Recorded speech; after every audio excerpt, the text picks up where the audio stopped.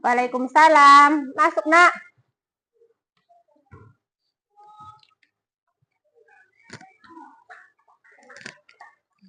Silahkan duduk. Ada apa, Sabrul? Saya datang ke sini dengan kesadaran sendiri, Bu. Saya ada masalah, Bu. Oh, ada masalah. Ya, sebelumnya Ibu tanya dulu kabarnya. Apa kabar pagi ini? Baik, Bu. Sehat? Sehat, Bu. Udah makan tadi? Alhamdulillah udah, Bu. Udah, ya. Sabrul itu anak keberapa, Nak? Anak kelima, Bu. Dari 5 bersaudara. Dari 5 bersaudara? Iya. Berarti anak yang paling kecil ya? Iya, Bu. Oh, jadi tadi masalahnya apa, Nak? Saya merasa dipentilkan oleh teman-teman saya, Bu. Dipentilkan oleh teman-teman Sabrul. Iya, Bu. Kenapa bisa seperti itu?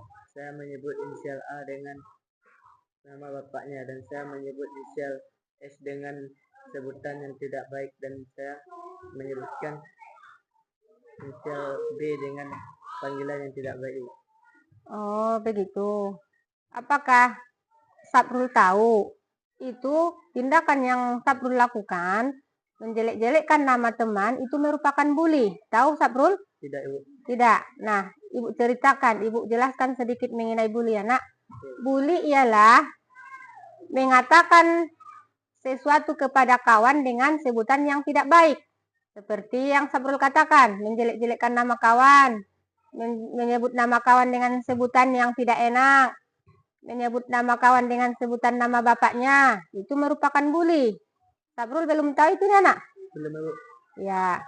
Nah, di sini Ibu siap membantu Sabrul.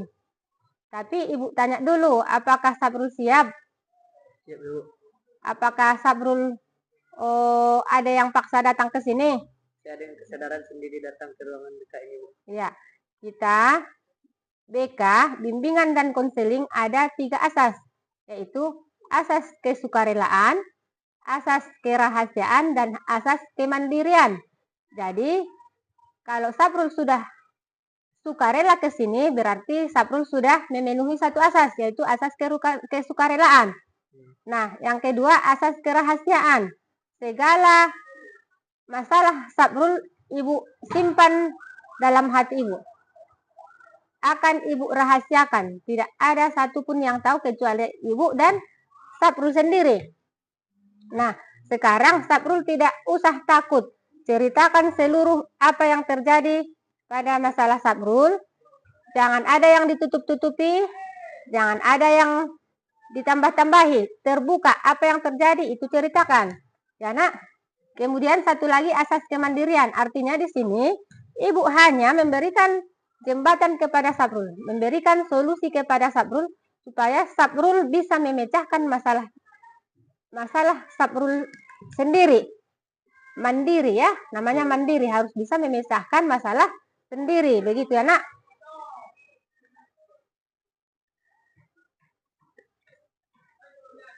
Nah, di sini Ibu ceritakan, Ibu kasih pengertian mengenai bimbingan dan konseling. Sudah tahu, Sabrul, apa itu bimbingan dan konseling tadi? Belum tahu, Bu. Belum tahu, ya, Nak? Bimbingan dan konseling ialah upaya yang diberikan oleh guru BK atau konselor kepada klien atau siswa untuk memecahkan masalahnya sendiri dengan tujuan supaya masalahnya itu terpecahkan. Nah, di sini masalahnya itu yang memecahkan Sabrul sendiri. Ibu hanya jembatan. Ibu bantu bagaimana cara memecahkannya, Ibu kasih jalan. Tapi yang menentukan, yang menetapkan pemecahan masalah tersebut adalah Sabrul. Itulah tadi asas kemandirian. Nah, sebelum kita ke inti permasalahan Sabrul, di sini tadi katanya Sabrul sudah berasaskan kesukarelaan, berarti tidak ada yang memaksa. Sabrul datang ke sini dengan niat sendiri, minta bantuan sama Ibu. Ya, benar, bagus, ya, Nak. Nah, di sini Ibu mohon isikan dulu, ada di sini surat pernyataan persetujuan. Tulis namanya di sini, Nak. Kemudian jenis kelaminnya, alamatnya.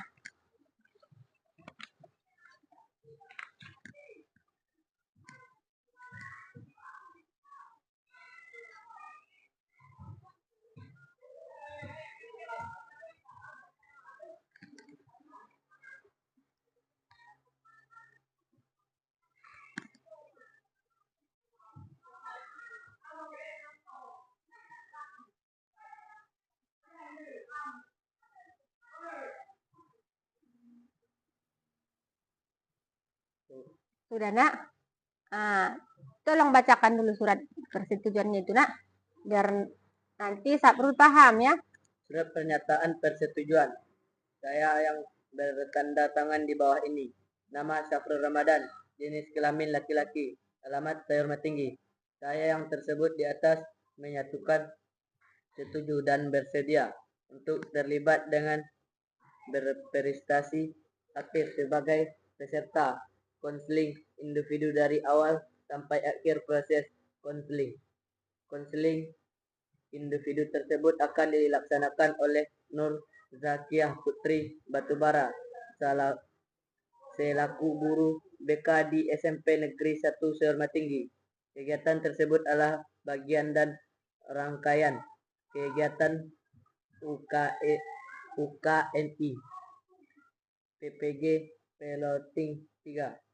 Dalam kegiatan ini saya telah menyadari, memahami dan menerima bahwa saya bersedia terlibat penuh dan aktif selama proses konseling berlangsung. Saya diminta untuk memberikan informasi yang sejujur-jujurnya berkaitan dengan masalah yang saya hadapi. Identitas dan informasi yang saya berikan akan dirahasiakan dan tidak akan disampaikan kepada umum. Saya menyetujui adanya perekaman selama proses konseling berupa tulisan, rekam percakapan dan dokumentasi lainnya selama proses konseling berlangsung dengan jaminan informasi pribadi saya dirahasiakan guna menunjang kelancaran proses yang akan dilaksanakan.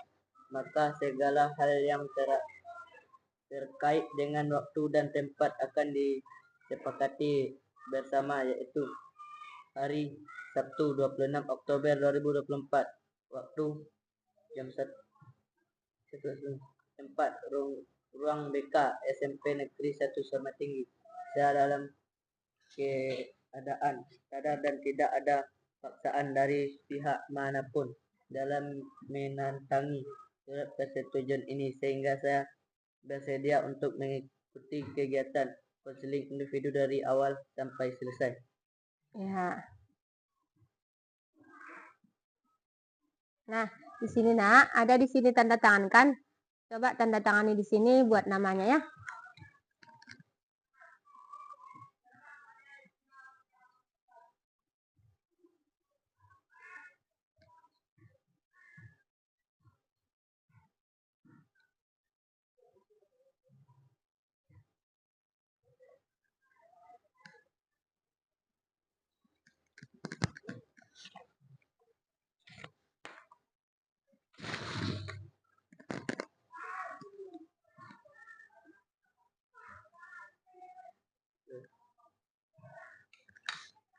Sudah, Nak, makasih ya.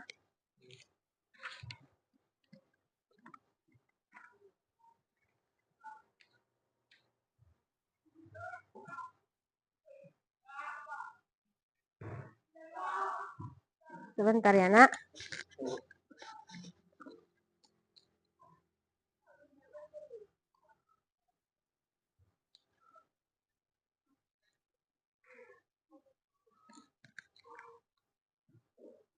Jadi, Saprul sudah siap?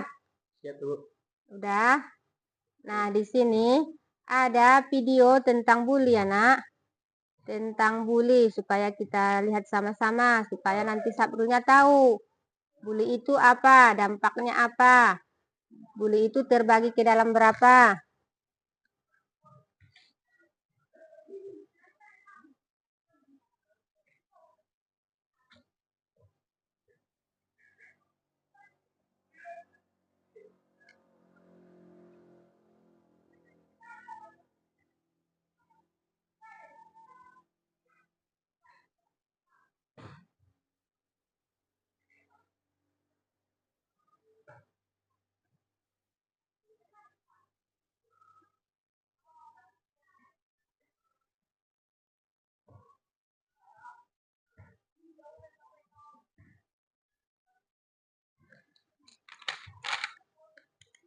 Pasti kalian pernah ya mendengar kasus bullying, baik yang sedang viral di media sosial atau bahkan di sekolah kalian sendiri. Dalam bahasa Indonesia, bullying disebut dengan perundungan. Coba catat nak yang mana nanti yang mengerti kan. Adalah tindakan yang secara sengaja dan berulang-ulang dengan tujuan untuk merendahkan, merugikan, Silahkan atau menyakiti orang lain. Pelaku dan korban bullying biasanya memiliki ketimpangan posisi, di mana pelaku yang lebih kuasa atau lebih kuat membuli korban Di sini yang nak tulis lebih lemah atau tidak berdaya. Siapa saja yang rentan menjadi korban bullying? Seseorang yang terlihat paling berbeda di antara orang-orang di sekitarnya umumnya lebih rentan menjadi korban bullying. Hal ini dapat dikaitkan pada 1. Kondisi fisik. Misalnya, anak berkebutuhan khusus, terlalu kurus atau gemuk, warna kulit, bentuk rambut, atau penampilan yang berbeda, dianggap cantik atau jelek. 2. Kepribadian. Misalnya, suka menyendiri, pemalu, atau kurang percaya diri. 3. Kondisi akademik. Misalnya, dianggap paling bodoh atau paling pintar. 4. Status ekonomi atau sosial. Misalnya, paling miskin, paling kaya, atau paling populer. Dan 5. Termasuk golongan minoritas. Misalnya, berbeda etnik, budaya, bahasa, maupun agama. Sementara itu, penyebab seseorang menjadi pelaku bullying pun bermacam-macam.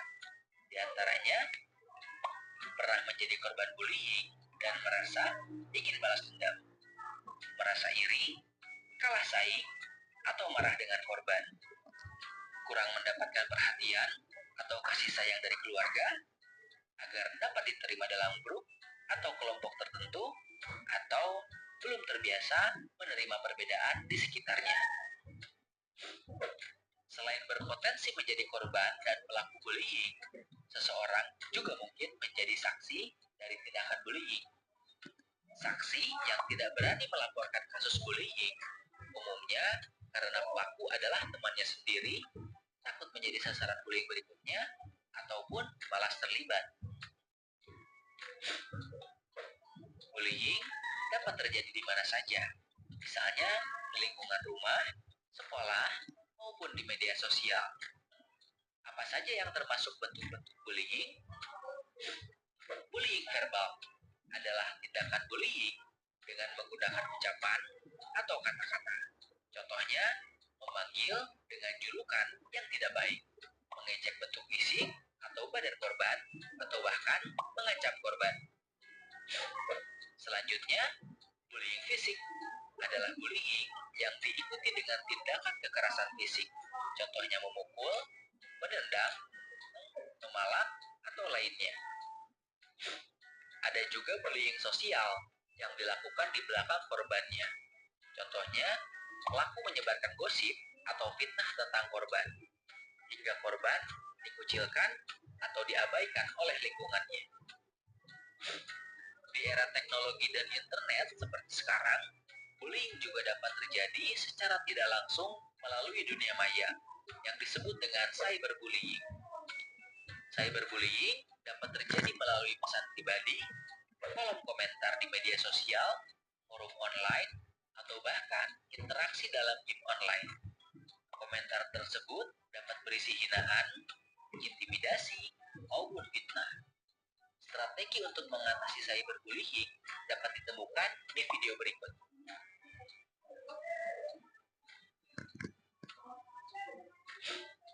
Adanya dunia maya membuat tindakan bullying menjadi semakin mudah. Mengapa? Cyberbullying dapat terjadi sepanjang waktu selama pelaku memiliki akses internet.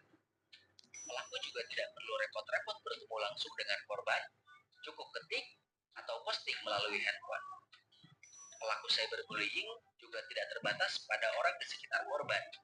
Netizen atau orang asing pun bisa ikut-ikutan membuli korban. Ditambah lagi, adanya fitur anonim membuat pelaku menjadi semakin leluasa dan berani untuk melakukan bullying.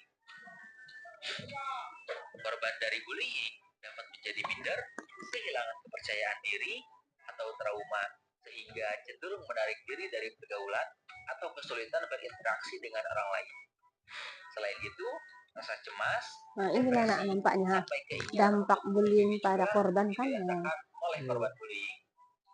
Selain dampak pada mental, korban Mentalnya bullying fisik juga mengalami dampak pada kondisi tubuhnya, seperti adanya bekas luka, kerusakan organ, sampai yang paling parah adalah kematian.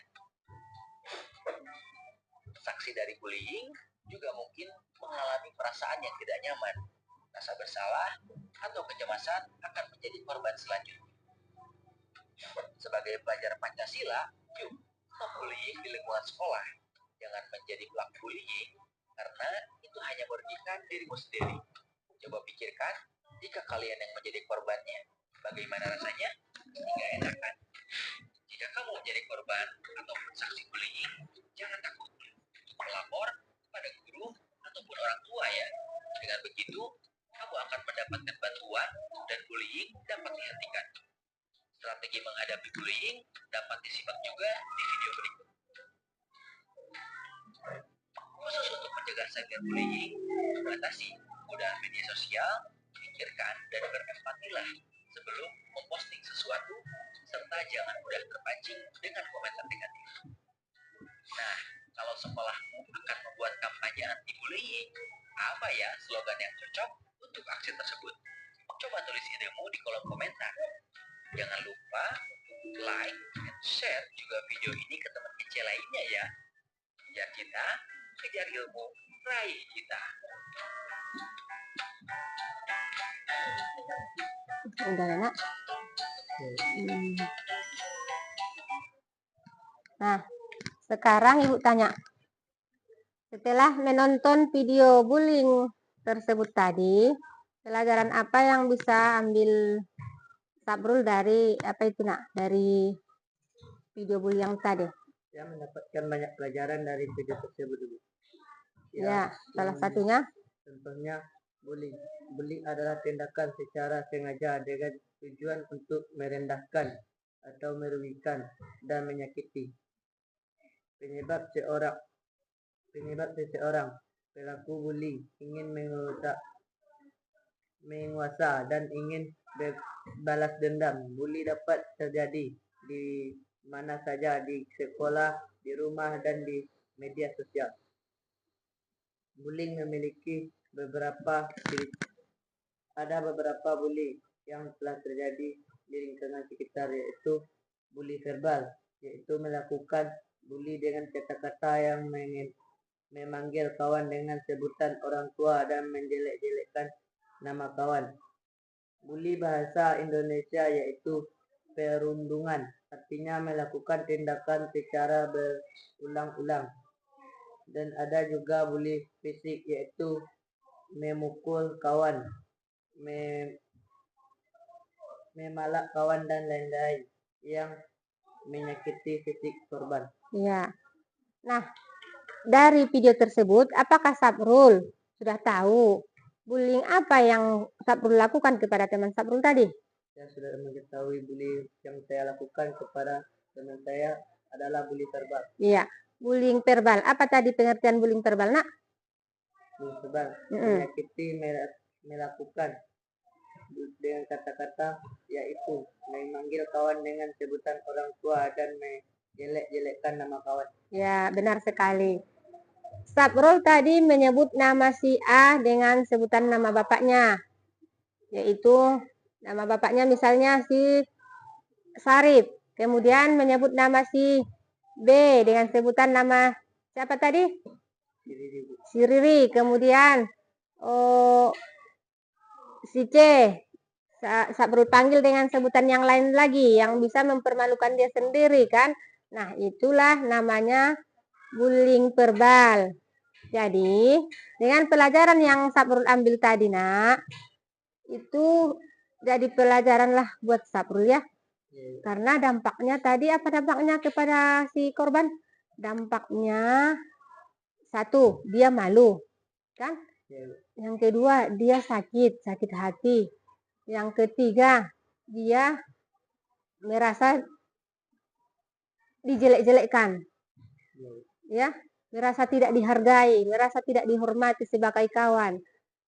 Itulah dampaknya pada si anak, pada si kawanmu ini yang 3 orang tadi. Coba Sabrul berpikir, seandainya mereka yang menyebut nama Sabrul dengan sebutan nama Bapak Sabrul, seandainya mereka yang menyebut nama Sabrul dengan sebutan Katiun, atau menyebut nama Sabrul dengan sebutan genderuwo atau kuntilanak dan lain-lain, apakah Sabrul sakit hati? Sakit hati. Sakit hati kan? Yang jelas kalau udah sakit hati tidak suka lagi berteman dengan dia kan? Ya, Bu. Nah, di sini kita harus ada empati, Nak. Empati yaitu merasakan apa yang dirasakan oleh teman. Jadi, kalau kita mau berbuat yang buruk kepada teman, kita pikirkan dulu. Kalau seandainya dia panggil namaku dengan sebutan nama bapakku, apakah aku terima? Nah, jadi bolakkan faktanya itu, permasalahannya itu kepada Sabrul sendiri, supaya Sabrul nantinya tidak mau lagi menyebut nama kawannya dengan sebutan bapaknya, ya.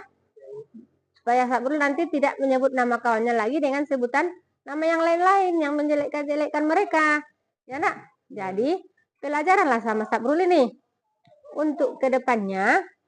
Kemudian, dampak bagi Sabrul kalau terus-terusan Sabrul buat seperti ini, dampaknya apa?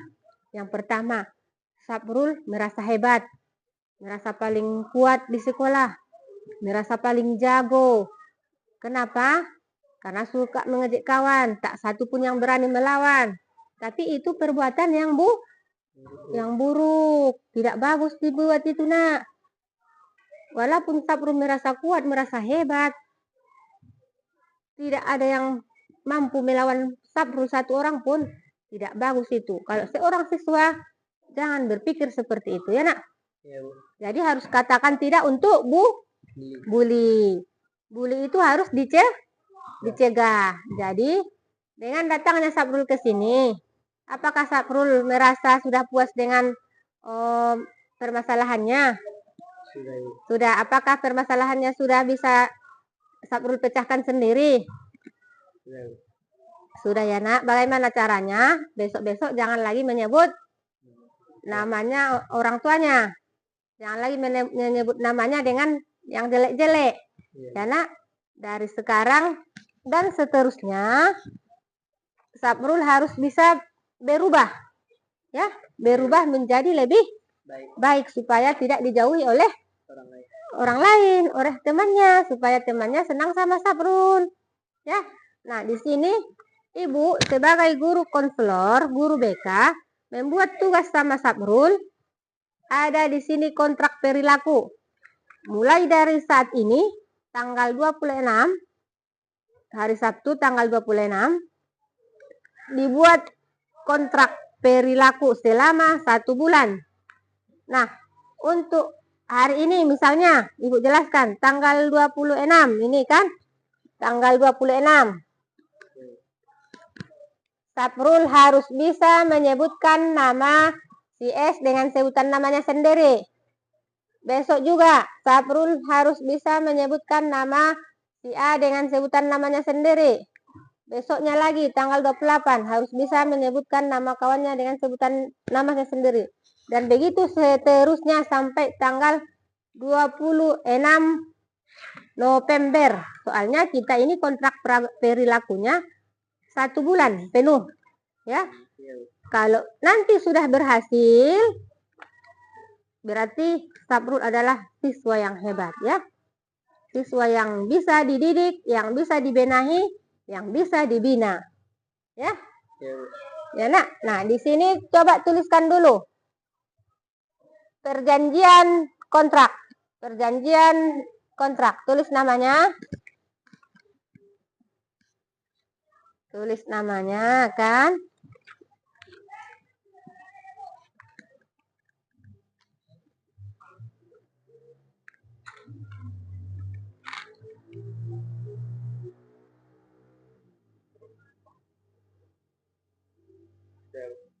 Sudah Nak?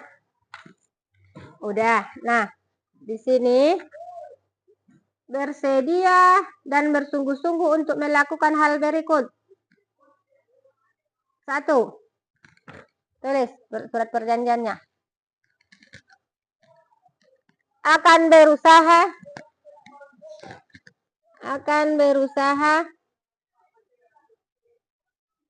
menyebut nama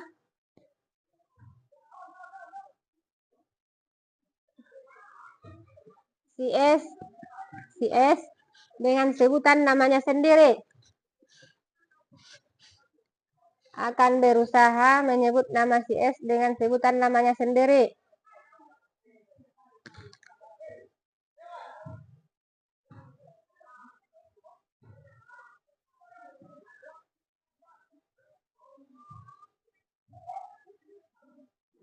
Yang kedua, akan berusaha menyebut nama si A menyebut namanya sendiri.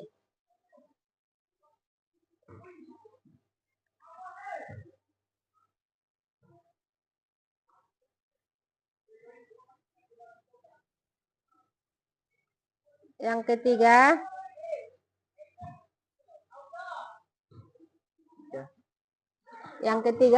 akan berusaha menyebut nama si B dengan menyebut namanya sendiri.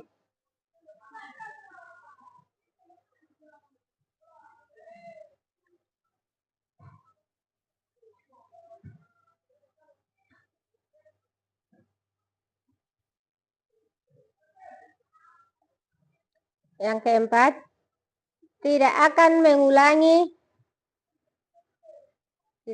mengulangi perbuatan saya lagi mulai dari sekarang dan seterusnya.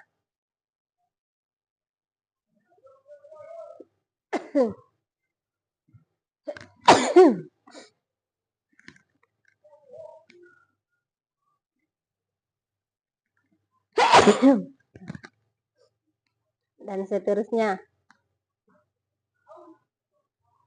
Akan berusaha tidak akan mengulangi perbuatan saya lagi mulai dari sekarang dan seterusnya, baik kepada si S, tulis baik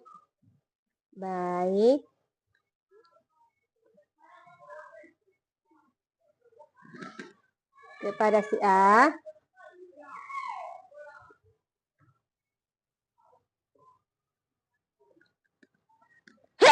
si S,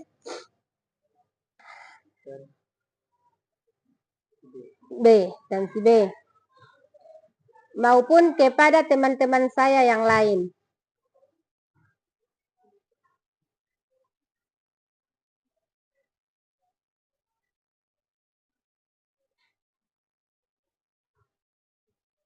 Maupun kepada teman-teman saya yang lain.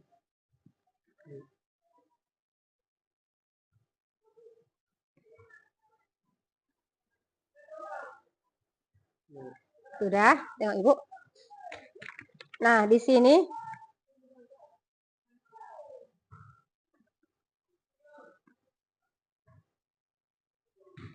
apabila saya melakukan setiap hari, saya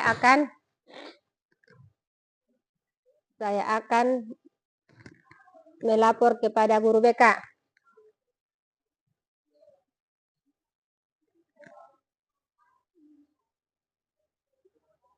Sudah?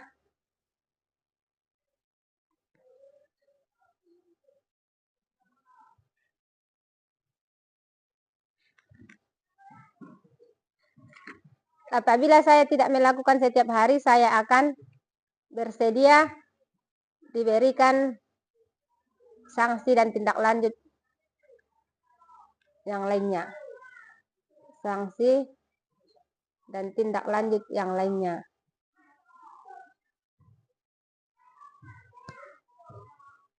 Udah, tulis namanya, tanda tangani. Tulis nama dan tanda tangani.